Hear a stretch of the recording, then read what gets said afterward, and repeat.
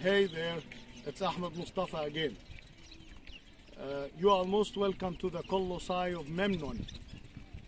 Those two huge seated statues are both representing the king Amenhotep III, who was one of the kings of the 18th dynasty. Originally, the two statues flanked the entrance to the mortuary temple of the king, which was one of the biggest mortuary temples on the west bank of Luxor. The two seated statues both show the king seated on the throne of Egypt, wearing the Nemes head cloth, and his hands are flat on his knees, and he's accompanied by two female members of his family. On one side, you see his mother, the queen mother, Mutimwiya. On the other side, you see his wife, beautiful Queen T. The statue on that side is one single piece of rock weighing over 1,000 tons of stone. One single piece of quartzite. Where did they get quartzite from?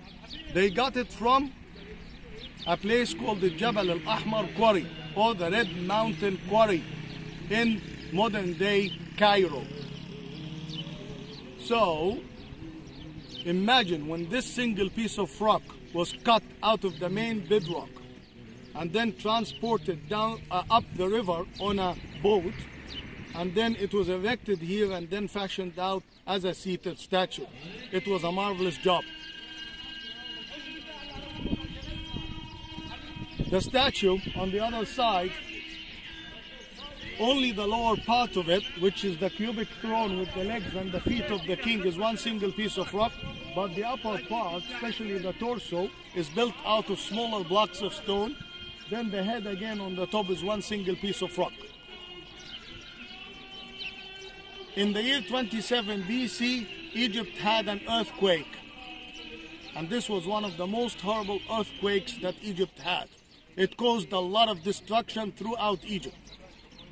And it caused the statue on that side to crack, as you can see, right in the middle of the torso. In the early morning, when the wind went through the cracks, it made whistling sounds or singing sounds. So the Greeks who were in the area at the time said it must be the god Memnon. Memnon is a Trojan hero who fought in Troy.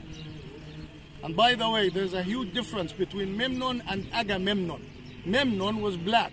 He was an Ethiopian king. He was the son of the goddess Eos, or Aurora. Agamemnon, on the other hand, was a Greek king. They both fought in Troy, but Memnon was killed by Achilles.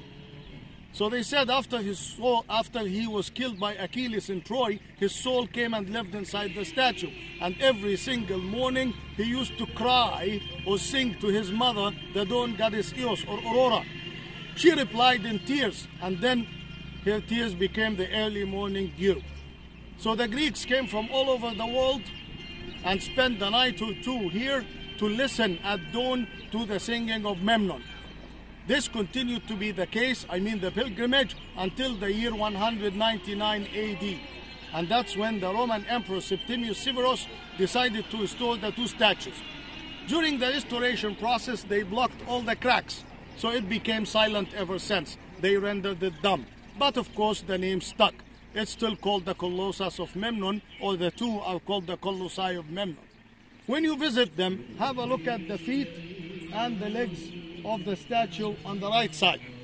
You're going to see a lot of Greek graffiti that was made by the Greek visitors to the site. Thank you.